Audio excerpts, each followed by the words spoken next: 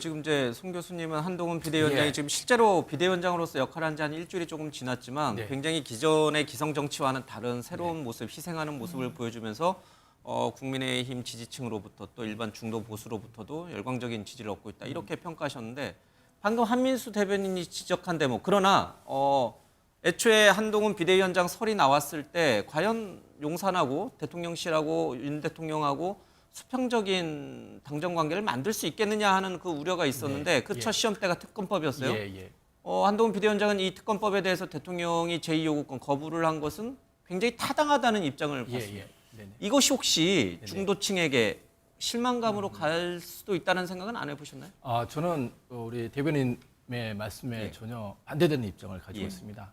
이유는 제가 일반 주민분들과 만나면서 들었던 얘기들은 그것과 다른 부분이 있었습니다. 뭐냐면 한동훈 장관은 저하고 같은 세대입니다. 저랑 같이 고등학교를 졸업하고 같이 대학을 온 세대고 그 소위 말하는 정치적 서사가 없습니다. 우리 기존의 정치인들처럼 민주화 투사라든지 자수성가형이라든지 전직 대통령의 딸 같은 스토리가 없는 분입니다. 소년급제 스토리가 있잖아요. 네, 뭐 그거는 이제 공부 잘하시는 분들의 일반적인 내용이고요. 그럼에도 불구하고 왜 이렇게 국민들의 지지를 받을까라는 부분들에 대해서 질문을 던져보면 소위 말하는 X세대, 저희 같은 세대들은 대학을 졸업하고 IMF를 경험을 해서 직장을 구하지 못한 첫 번째 세대입니다. 즉 먹고 사는 문제가 가장 중요한 그런 세대였습니다. 그래서 저희는 철저하게 실용주의적인 입장을 취할 수밖에 없는 게 70년대생들입니다.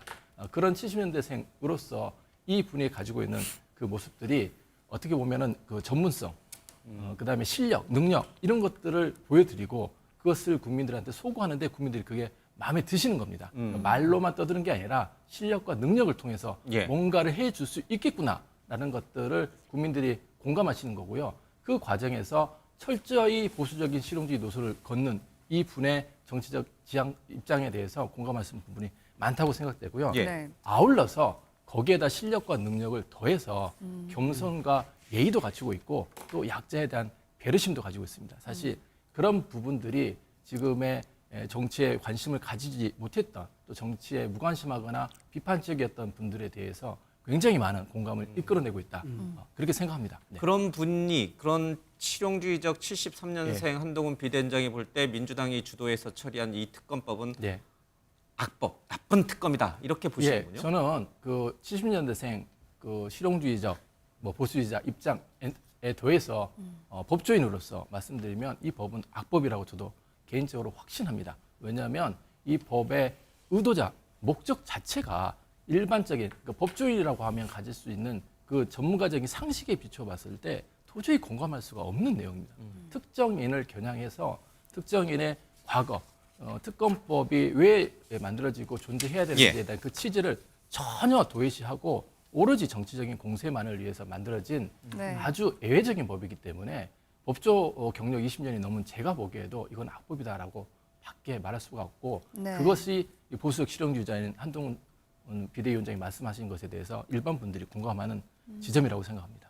이준석 전 대표 얘기를 꺼내서 좀 그렇습니다만은 김건희 여사 주가 조작 의혹 문제는 사랑하는 아내가 얽혀 있으니 대통령이 거부권을 행사한다는 거 그렇다 쳐도 이른바 대장동 50억 이 특검과 관련해서는 왜 굳이 그걸 거부했어야 됐나? 이 질문에 이준석 전 대표 이 질문에 혹시 답을 하실 수 있어요? 대장동 50억 특검에 대해서 왜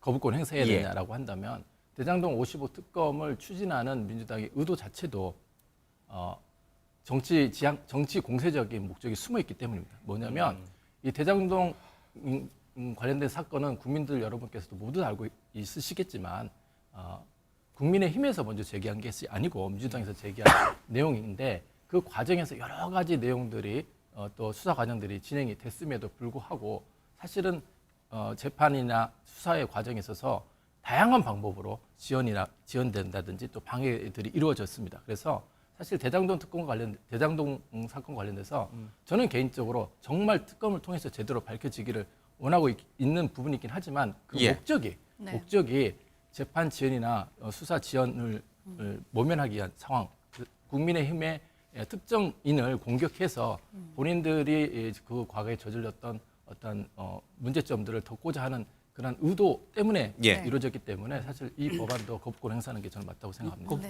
거부권 행사와 관련해서 국민의힘의 입장에서는 선거를 앞두고 정치적으로 정무적으로 판단해야 되지 않겠습니까? 예.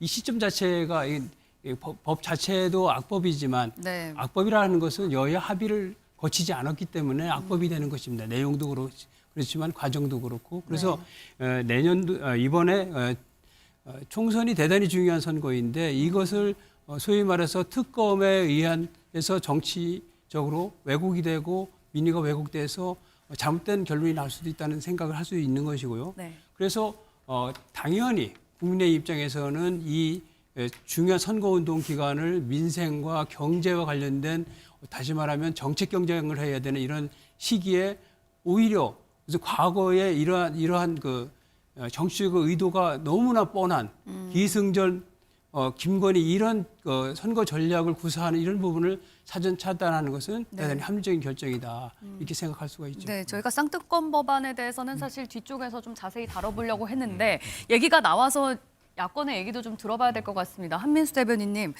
대통령은 제2부속실을 설립하고 특별감찰관을 임명하겠다라는 입장을 또 내놓기도 했거든요. 이게 특검법에 거부권을 행사한 거에 대한 대안이 될 수 있다고 보십니까?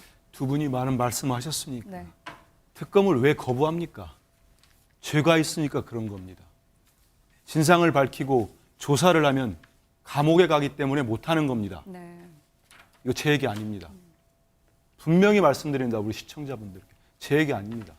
윤석열 대통령의 말씀입니다. 그 영상에 다 남아 있습니다. 후보 시절에. 국민의힘은 특검을 거부하는 자가 범인이라고 계속 대선 캠페인을 썼습니다. 그런데 대통령이 공정과 상식, 법치를 주장하는 대통령이 본인의 부인을 방탄하기 위해서 특검을 사유화시켰습니다. 거부권을 사유화시켰습니다. 이거를 우리 국민들이 어떻게 보시겠습니까? 총선용 악법 그러시는데 그러면 다수의 국민들이 이 법을 지지하니까 악인입니까? 정말 악인입니까? 그렇게 생각하십니까? 저는 그래서 국민의 뜻을 거스리고 선거를 이길 수 있겠습니까? 아니면 성공을 할 수 있겠습니까? 저는 아니라고 봅니다. 지금 국민들 다 원하지 않습니까? 아니 그렇게 떳떳하면은 받아서 밝히면 됩니다. 네. 왜 이게 총선용 악법입니까? 처음에 이 법이 발의된 게 2022년 9월인데요.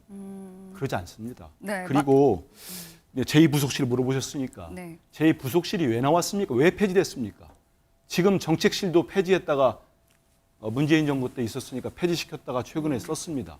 필요하니까 있었던 거예요. 네. 근데 이 부속실이 폐지될 때가 다 기억을 되돌려 보십시오. 네. 2021년 12월에 김건희 여사께서 후보 시절 배우자실 때 대국민 사과를 합니다. 네. 그러면서 당시가 허위 경력, 이력 등 온갖 논란이 나오니까 네. 국민들한테 사과하면서 배우자로서 역할만 하겠다고 하니까 지금 대통령께서 후보로서 앞으로 영부인 역할을 못하게 하겠다 네. 하면서 제2부속실을 없앤 겁니다. 예. 근데 지금까지 대통령 부인은 어떤 행동하셨습니까? 사인을 공군 1호기에 태우고 대통령 1호기에 태우고 예. 해외 나가서 명품샵을 쇼핑했다는 의혹이 나왔고 심지어는 사저에서 명품 가방을 받았다는 영상이 나왔습니다. 그런 의혹이 나왔습니다. 예. 근데 밝히질 않아요. 그러면서 이제 제2부속실을 만들 테니까 특검법을 안 받아도 된다?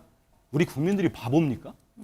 이게 등치가 됩니까? 만약에 총선 여론전용이 아니라면 지금 대통령실에서 얘기하는 이제 거부권을 행사했으니 국회에서 또 재의결을 하면 될 텐데 그걸 민주당에서는 대통령이 거부권을 행사한 게 또 적법한지 아닌지를 따져보겠다. 이걸 헌법재판소에 또 넘어가서 물어보겠다. 판단을 받아보겠다라고 하는 것 자체가 이렇게 되면은 당장 본회의 표결을 또 치를 수가 없고 결국에는 2월 설 이후로 넘어가게 될 텐데 이게 결국에 총선 여론전용으로 사용하려고 하는 거 아니냐라는 국민의힘 주장에 대해서 여기에 대해서는 이걸 한번 생각해 보십시오. 그러면 우리 헌정사에서 역대 어느 대통령도 본인이나 가족의 범죄 혐의가 제기된 부분에 대한 특검법을 거부하신 분이 한 분도 없습니다. 왜 그랬겠습니까? 적어도 본인이 억울하다고 아니면 나의 가족들은 억울할지 몰라도 국민들이 밝히길 원하니까 다 수용을 한 겁니다. 네. 근데 지금 대통령께서는 그걸 거부하셨습니다. 그러면 저는 법조인이 아닙니다만 뭐 법조인 계시니까 한번 물어보시죠. 딱 드는 생각이 그겁니다. 아, 이건 이해충돌 방지법에 위반되는 거 아니야? 이건 대통령이 직권남용 되는 거 아니야? 대통령이 정말 자기 배우자를 보호하기 위해서 이렇게 법을 쓸 수가 있나? 아무리 그래도 어차피 헌법에 보장된 거부권을 이건 따져봐야죠. 민주당이 다수당이기 때문에 재의결하면 또 통과되는 거 아니겠습니까? 아닙니다. 그때는 이제 대통령이 아닙니다. 더 이상- 저희가 재결을 하려면은 네. 전체 의석에 지금까지 거부권을 대통령이 87년 민주화 이후에 지금까지 단 1년 7개월 만에 가장 많이 거부권을 쓴 대통령으로 예. 결국 등극을 하셨습니다. 네. 했는데 거부권이 쓴 법안들 본인이 대선 때 약속했던 양곡관리법, 간호법 모두 거부권 쓰고 폐기됐습니다. 예. 폐기됐는데 왜냐하면 국민의힘이 지금 한 115석인가요? 이분들이 모두 반대를 하면은 법안을 재의결 때 통과시킬 수가 없습니다. 예.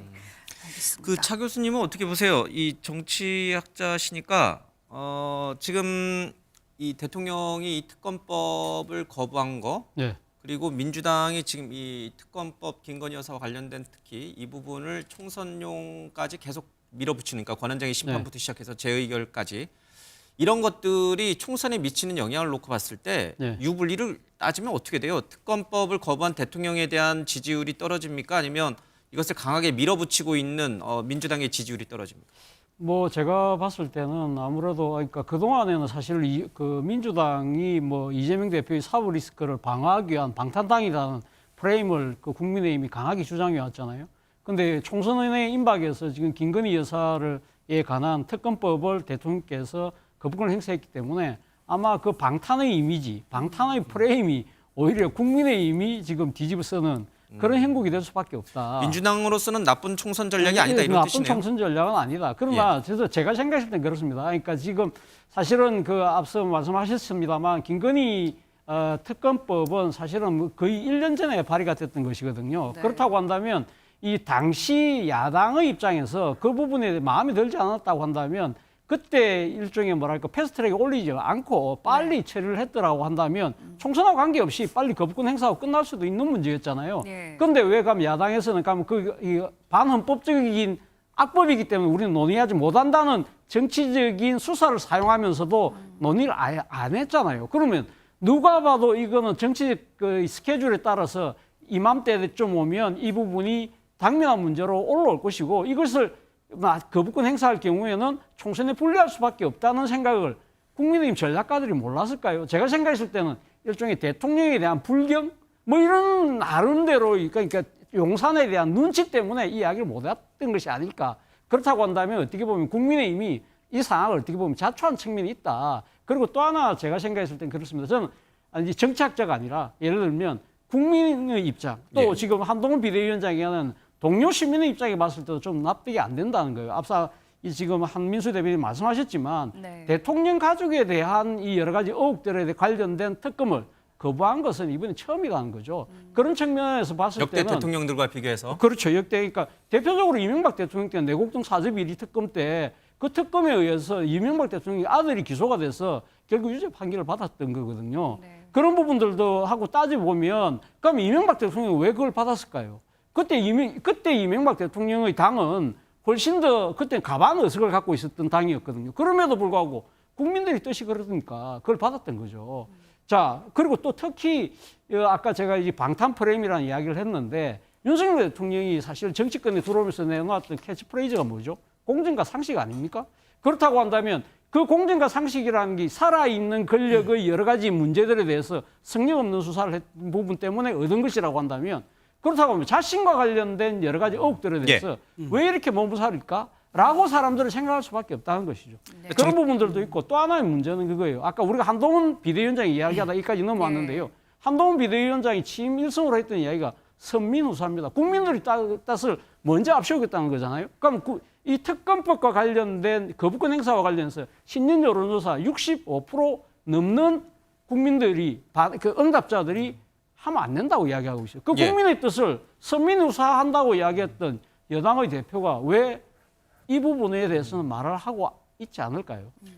특검권 거부가 결과적으로 보면은 국민의힘의 총선에서는 좀 불리하게 작용할 가능성이 있다는 얘기예요. 그러니까 예, 반박을 지금, 좀 지금 예. 차재원 교수께서 이제 자세하게 국회 상황이나 법안 내용에 대해서 이야기를 했는데 국민의힘이 논의를 하지 않아가지고 그 결과적으로는 사전에 이걸 처리하지 않았기 때문에 이 패스트트랙에 실고 그리고 결국은 이 관련돼 가지고 총선 기간에 이것이 적용되게 되어 있고 시행되게 되어 있다 이런 취지의 말씀을 하시는데 사실은 그 민주당이 이런 그 국회 전략에서는 사실 뛰어납니다. 그래서 민주당의 계산이 여기에 포함되어 있다 이렇게 말씀을 드릴 수밖에 없고 또 하나는 이 근본적인 원인은 국민의힘에서 이것을 논의하지 않는 것은 특검의 대상이 되고 있지 않다는 것입니다. 다시 말해서 특검이라는 아니, 것은 얘기가 안 되니까 논의를 안 하는 그렇죠. 거다. 전략을 안 세운 거다. 특검이라는 것은 소위 말해서 권력 공직자나 권력형 비리에 대해서 철저하게 수사를 해야 되는데 그것이 되지 않기 때문에 수사를 국회 권한으로 수사를 하게 하는 것이 특검의 취지 아니겠습니까? 그런데 이 사안 같은 경우는 윤석열 대통령과 결혼하기 전에 사인의 김건희 여사가 김건희 여사가 개인적인 경제 활동을 한 것입니다. 네. 그리고 또 하나는 그와 관련돼 가지고 이미 혐의가 없었었는데 이것을 민주당이 고발을 해서 민주당이 사건을 만들었고 네. 또 하나는 이 부분과 관련해서 문재인 정부의 검찰이 1년 8개월 동안 철저하게 파헤쳤는데도 불구하고 소환조차 하지 못했던 그런 사안입니다. 사실은 네. 이미 종결되었어야 될 사안이라는 것이죠. 그리고 민주당이 구체적으로 무엇이 잘못되었는지에 대해서 이야기를 하고 있지 못하는 사안 아니겠습니까? 다시 말해서 지난번에 대선 과정에서 김건희 여사의 악마화, 기승전 김건희 이것에 재미를 봤기 때문에 이번에 총선에 다시 한번 이용하겠다 하는 그런 전략적인 문제가 여기 숨어져 있기 때문에 예를 들면 대통령이나 대통령실 입장에서의 입장이 아니라 네. 국민의힘 입장에서 당장 총선을 치러야 되는데 이 특검에 의해서 민의가 왜곡된다면 네. 가능하지 않지 않습니까? 그래서 전략적으로 반대할 수밖에 없고 그래서 국민의힘에서는 용산이나 용산이나 대통령실에 요구한 것입니다. 예. 이것은 제2 요구를 해야 된다 이렇게 얘기한 것이고 네. 또 하나 제2 거부권 관련돼서 이렇게 하니까 거부권이라는 건 뭐냐면 거부하면 끝나는 것이죠. 그러면 종결이 되는 것이죠. 그런데 이것은 헌법상 거부권이 아닙니다. 제2 요구권입니다. 다시 말하면 거부권하고는 거리가 있는 것입니다. 정치적인 수사로 거부권이라고 이렇게 했던 것이지만 실질적인 제2 요구권이고 그래서 그 국회하고 대통령하고의 예. 권한에 어떤 균형을 맞추기 위해서 하는 것이고 네. 지금 민주당이 거대 일당으로서의 야당으로서 어떤 국회를 통한 권한 행사를 충분히 네. 소위 말해서 입법 독재 수준으로 하고 있기 때문에 대통령이 권한을 행사를 해서 다시 한번 제의를 요구해서 다시 한번 국회에서 논의해주면 좋겠다는 예. 얘기를 네. 한 것입니다. 그리고 이 부분과 관련해서 과거에는 지금까지 그랬지 않습니까? 그럼 바로 이어지는 같은 회기 내지는 다음에 이어지는 본회의에서 그걸 처리한 것이 마땅하다는 것이죠. 지금까지 그래요. 국회는 관행에 의해서 하는 것입니다. 그래서 국회는 법은 절차법입니다. 그래서 네. 합의가 중요한 겁니다. 그래서 이것을 다시 또 뭐 2월 달까지 가겠다. 정략적이고 정치적이라는 것이 여기에 드러나는 거 아닙니까? 이것을 네. 반대 안 할 수 없는 것이죠. 저희가 한동훈 알겠습니다. 비대위원장 얘기하다가 이제 쌍특검 법안으로 여기까지 왔는데요. 오늘 또 새로 들어온 뉴스가 있습니다. 한동훈 비대위원장이 지난날에 민주당을 탈당한 이상민 의원과 오찬을 함께 했는데요. 그 영상 들어와 있습니다. 먼저 보고 오시죠. 어떤 이야기 나누셨는지 제가 뭐 정치를 한 지 얼마 안 됐잖아요. 오선의 관력이 있으신 대한민국의 대표적인 정치인이시고 여러 가지 경험과 어떤 방향에 대해서 좋은 말씀을 들었습니다. 저희와 함께 해달라고 간곡하게 부탁을 드렸습니다. 이 한동훈 위원장님의 그 비전과 목표와 이러한 것들이 꼭 실현이 됐으면 좋겠습니다. 그리고 제가 그 숙고를 해야 되겠습니다만 한동훈 위원장님의 그런 목표, 비전이 꼭 실현되면 나라의 정치 발전에도 상당히 기여를 하실 것이다. 우리의 정책이 민주당이 내고 있는 정책보다 훨씬 더 그 책임감을 가지고 이 동료 시민의 삶을 나아지게 하는 것, 그리고 그거 더 미래로 가는 것이라고 생각합니다. 진짜 미래를 말하고 있는 것은 저희라고 생각합니다. 그렇게 생각하지 않으십니까? 네, 감사합니다. 고맙습니다. 네, 백대훈 고문님, 분위기가 상당히 화기애애했던 것 같습니다. 모두들 예상하기로는 오늘 두 사람이 무슨 얘기를 나눌까. 최대 관심은 아마 이제 국민의힘 입당 여부 아니었겠습니까? 네네네. 한동훈 위원장의 말을 빌리면 저희와 함께 해달라고 간곡하게 부탁을 드렸다. 이상민 의원도 목표 비전이 꼭 실현되면 기여를 하실 것이다. 뭐 이렇게 얘기를 했는데 사실상 국민의힘 입당은 기정사실이라고 봐야 될까요? 글쎄요, 뭐 그거는 이제 한동훈 비대위원장님의 이제 결단과 판단에 따라 달라질 것 같긴 한데요. 네. 저는 이제 이렇게 만나는 것에 대해서 되게 긍정적인 평가를 해드리고 싶습니다. 네. 뭐냐면 우리 정치가 너무나 양극화돼 있다 보니까 둘 중에 하나를 선택하도록 강요합니다. 너는 보수냐, 너는 진보냐. 근데 사실 대부분의 사람들은 보수적인 성향과 진보적 성향이 공존하고 있습니다. 그래서 어떤 이슈나 상황에 따라서 보수적 입장을 취할 수도 있고 진보적 입장을 취할 수도 있는데 중요한 것은 보수냐 진보냐의 어느 한 지점을 선택해서 네. 본인의 의견을 관철시키는 것보다는 뭐 어떻게 하는 것이 국민의 삶과 국민의 어떤 현실을 좀 더 좋게 만들어줄 수 있을까? 우리나라의 미래를 어떻게 하면 좀 더 아름답게 만들어줄 수 있을까에 대한 공통점, 아까 제가 말씀드린 그 교집합을 만들어가는 과정이라고 생각합니다. 그런 측면에서 본다면 네. 민주당에 대해 비판적인 입장을 취한 이상민 의원분과 같은 분을 좀 적극적으로 만나서 진보 보수 이념을 좀 내려놓고 네. 실용적인 측면에서 국가와 국민의 미래에 대해서 허심탄회하게 논의하는 네. 저런 모습은 굉장히 중요하다고 보여지고요. 예, 이번 만남은 한동훈 위원장이 먼저 요청을 한 것으로 알려져 있기는 합니다만 이상민 의원이 그동안 민주당에서 대표적인 비명계로 꼽혀왔었잖아요. 결국에는 이상민 의원이 당을 나와서 국민의힘과 함께 손을 잡을 거라는 예상을 하셨습니까? 저는 뭐 대충 그렇게 봤습니다. 본인이 지금 그때 그 민주당에서 막 떠난다는 이야기가 나왔을 때 뭐 방송에 가서 그런 말씀을 하셨더라고요.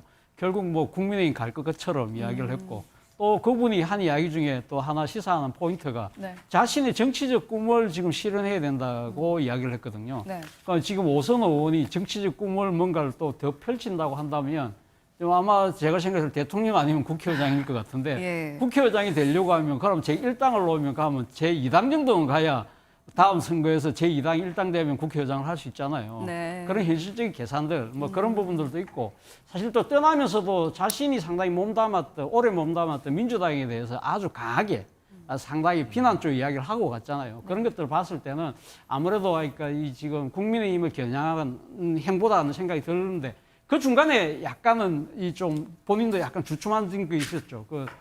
이낙연 전 대표의 해동 때문에 이낙연 신당 가는 거 아닐까라고 했는데 지금 이낙연 신당의 동력이 좀 빠지는 듯한 모양새인데 예. 지금 이 한동훈 비대위원장을 만나는 거 보면 한동훈 비대위원장하고 아마 손을 잡고 들어가는 것 같아요. 근데 한동훈 비대위원장이 어제 경기도 신년 인사에 가서 그 이야기를 했어요. 안철수 의원이 있는 걸 보고 안철수를 보유한 당이기 때문에 우리는 이길 수 있다 뭐 이런 이야기를 했는데요. 네. 그 장면 저는 좋게 봤어요. 그러니까 뭐 이상민 의원도 모셔와서 중도 확장을 하는 것도 다 좋은데 저는 왜 이 한동훈 비대위원장이 그런 중도 확장 내지는 통합 뭐 이런 메시지를 하려고 하면 우리는 유승민도 보유한 당이라는 퍼포먼스를 왜 하지 못할까라는 아쉬움을 여전히 갖고 있습니다.